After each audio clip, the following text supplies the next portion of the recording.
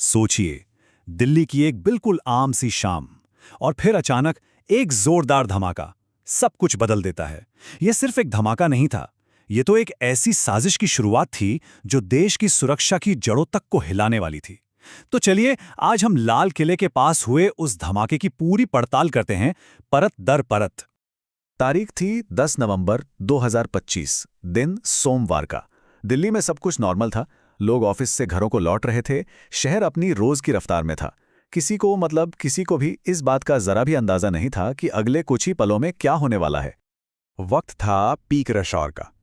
लाल किले के आसपास की सड़कों पर गाड़ियों का शोर, लोगों की भीड़, पूरा इलाका एकदम गुलजार था। ये वो वक्त होता है जब शहर सबसे ज्यादा जिंदा दिल लगता है और शायद सबसे ज्यादा असुरक्षित भी।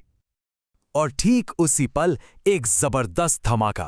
उस भीड़ के बीचों बीच एक कार देखते ही देखते आग का गोला बन गई। तो आखिर हुआ क्या था उस शाम? धमाके के फौरन बाद क्या क्या सामने आया? चलिए सबसे पहले घटना की जो बेसिक डिटेल्स हैं उन पर एक नजर डालते हैं। तो देखिए, ये घटना हुई सोमवार 10 नवंबर 2025 को। जगह थी लाल किला मेट्रो स्टेशन के बिल्कुल पास।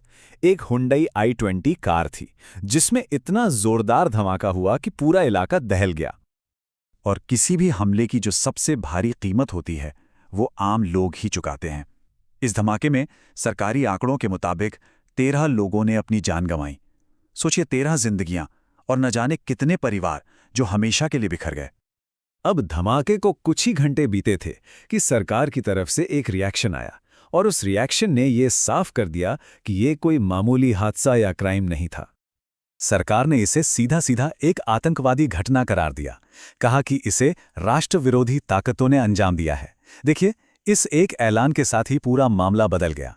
अब ये सिर्फ एक लोकल पुलिस केस नहीं था, ये अब नेशनल सिक्योरिटी पर सीधा हमला माना गया। और जैसे ही ये तय हुआ कि ये एक आतंकी हमला है, देश की सबसे बड़ी, सबसे एलीट काउंटर टेररिज्म एजेंसी को मैदान में उतार दिया गया। जांच की कमान अब उनके हाथ में थी। हम बात कर रहे हैं एनआईए की, यानी नेशनल इन्वेस्टिगेशन एजेंसी।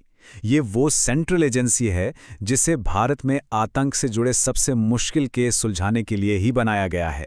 तो एनआईए का इस केस में आना ही अपने आप में ये बता रहा था कि मामला कितना ज्यादा संगीन है। तो अब सीन में थी एनआईए और उनके आते ही सुरागों को एक एक कर जोड़ने और इस पूरी साजिश की तह तक जाने का काम बहुत तेजी से शुरू हो गया। अब देखिए, जांच आगे कैसे बढ़ी ये समझना जरूरी है। सबसे पहले सरकार ने इसे आतंकी हमला बताया, फिर एनआईए ने केस अपने हाथ में लिया और बहुत जल्द ही उन्हें ऐसे सबूत मिले जो एक बड़े टेरर मॉड्यूल की तरफ इशारा कर रहे थे। और इसी के आधार पर फिर गिरफ्तारियों का सिलसिला शुरू हुआ और जांच में शुरुआती कामयाबी भी काफी तेजी से मिली। फोरेंसिक से ये कंफर्म हो गया कि इसमें हाई इंटेंसिटी एक्सप्लोसिव्स का इस्तेमाल हुआ था। जांच में एक टेरर मॉड्यूल का लिंक भी सामने आया और इसी लीड पर काम करते हुए कई सस्पेक्ट्स को पकड़ा भी गया। लेकिन कहानी में असली मोड़ तो अब आना था। जब एनआईए ने पकड़े गए संदिग्धों से पूछताछ शुरू की तो एक ऐसी हकीकत सामने आई जो आतंकवाद के बारे में हमारी पुरानी समझ से कहीं ज्यादा डरावनी और हैरान करने वाली थी। तो सवाल ये उठता है कि आखिर ये लोग थे कौन? क्या पहचान थी इन सस्पेक्ट्स की? और जांचकर्ताओं ने जो बताया उसने सबके होश उड़ा दिए। ये कोई आम टेरर ग्रुप नहीं था। उन्होंने इसे नाम दिया एक व्हाइट कॉलर टेरर सेल। अब ये जो टर्म है ना, व्हाइट कॉलर टेरर, ये आतंकवाद की पूरी कहानी ही बदल देता है। तो इसका मतलब क्या है? मतलब ये है कि आतंक का चेहरा अब बदल रहा है।